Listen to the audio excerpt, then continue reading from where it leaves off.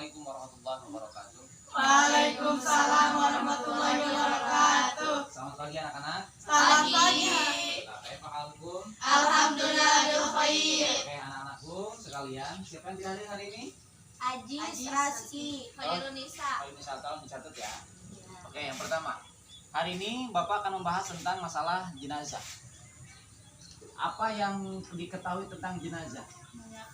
Orang yang sudah Orang yang sudah meninggal. meninggal. Orang yang sudah Meninggal. Oke, yang pertama. Yang kedua, yang meninggal itu apa? Orangnya. Orangnya. Jasad. Jasadnya Diangkat. jasadnya diangkat sama Allah Subhanahu wa taala. Oke, dalam kajian jenazah ini ada beberapa konsep yang Bapak sampaikan. Yang pertama, hukum. Hukum. Yang kedua, tata cara. Yang ketiga, atau disebut dengan kaifiyah. Ya. Coba sebutkan bagaimana hukumnya kita mengurusi jenazah. Fardu kifayah. Bagaimana hukumnya mengurusi jenazah? Fardu Fardu kifayah. kifayah. Fardu kifayah itu apa? Apabila di suatu kampung Ada yang meninggal, Hmm? maka harus diuruskan. Gak apa-apa kalau kayak cuma satu orang. Kalau misalkan nggak ada yang urus sama sekali, dosanya ke sekampung. Jadi itu fardu kifayah. Jadi fardu kifayah itu adalah sesuatu yang sudah dikerjakan oleh sebagian orang, maka gugurlah itu maka gugurlah kewajiban yang lain, itu yang disebut dengan fardu kifayah. fardu kifayah, atau disebut juga dengan wajib kifayah.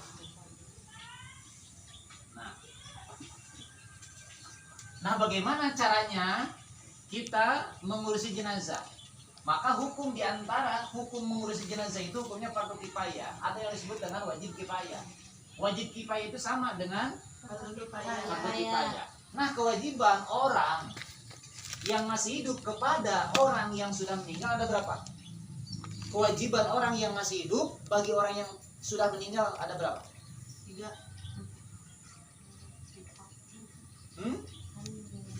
Ada berapa?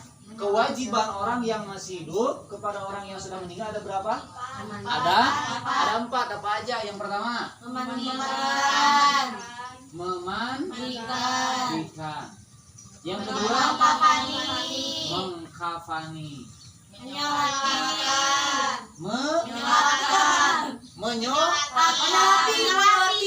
Menyolati. Mengumpulkan.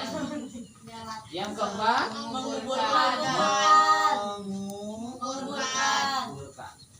Nah, ini yang 4 ini adalah kewajiban orang yang masih hidup kepada orang yang telah meninggal. Maka memandikan itu hukumnya wajib kepada orang yang sudah meninggal. Untuk siapa? Untuk orang yang masih hidup. Contoh, maka hukum memandikan ini sama hukumnya seperti fardu Kifayah. apabila kalian ada yang meninggal salah satunya, contoh dari saudara, dari kakak ataupun dari ibu, maka yang memandikan di sini apabila mayitnya seorang perempuan maka harus Perempuan. apabila mayitnya seorang laki-laki maka harus. Laki-laki. Dan bagaimana hukumnya ketika suami memandikan istrinya? Sah tidak? Sah. Kenapa? Karena sudah mahram. Itu yang memandikan itu diperbolehkan apabila mayitnya seorang perempuan maka harus dengan perempuan. Kalau mayitnya laki-laki maka harus dengan laki-laki. Boleh. Ketika kita memandikan seorang istri dimandikan oleh suami, dan suami boleh dimandikan oleh seorang Istri. Karena untuk apa? Untuk melihat, istilahnya untuk melihat terakhirnya. Oh, istri saya udah meninggal. Oh, suami saya sudah meninggal. Besok kita kawin lagi, hubungan lagi. Itu yang pertama. Yang kedua, mengkafani. Nah, mengkafani ini ada aturannya. Bagi seorang laki-laki berapa lapis kain? Tiga lapis. Lapis yang pertama, apakah boleh satu lapis? Tidak. Boleh Boleh. sudah menutupi. Apakah boleh 1 lapis? Boleh. Boleh. 2 lapis? Boleh. 3 lapis? Boleh. Lebih baik. Lebih baik justru untuk mengkafani seorang mayit itu 3 lapis. 3 lapis. Nah, Buat untuk laki-laki. laki-laki. Yang perempuannya 5. Dan untuk perempuan, 5. alangkah baiknya 7. 7. Wah, banyak sekali. Kenapa? Kan ada apa? Karena perempuan itu dari sekujur, dari mulai tumbuhnya rambut di kepala sampai ujung kaki, perempuan semuanya aurat, maka harus tertutup. Itu yang kedua. Bagi laki-laki 3 lapis, bagi laki-laki 3 lapis, bagi perempuan 5 lebih baik 7 lapis. Kalau pakai baju kurung, baju kurung itu seperti kalau di sini mau kena, dipakaikan mau kena, tapi ini lagi gak apa-apa. Yang ketiga, kewajiban bagi orang yang masih hidup kepada orang yang telah meninggal adalah Menyolati. Apa itu menyolati? Tahapan untuk menyolati mayit itu seperti apa? Apa yang harus dibaca ketika kita menyolati mayit? Yang pertama, niat. Apabila mayitnya seorang perempuan, maka niatnya bagaimana? Usolli ala hadhil maitati arba'ata takbiratin qabla ta'ala. Nah, apa yang dibaca di setelah niat? Yang Pertama, pertama, berapa takbiran? 4 4 takbiran. Takbiran pertama, Al-Fatihah. takbiran kedua, Salawat. takbiran ketiga, Doa. doa. Apa bagaimana doanya kalau mayitnya seorang perempuan? Allahumma ighfir laha warhamha wa'afiha wa'fu anha. Wah, yang kelima, yang keempat, Doa lagi. doa lagi apa yang didoakan?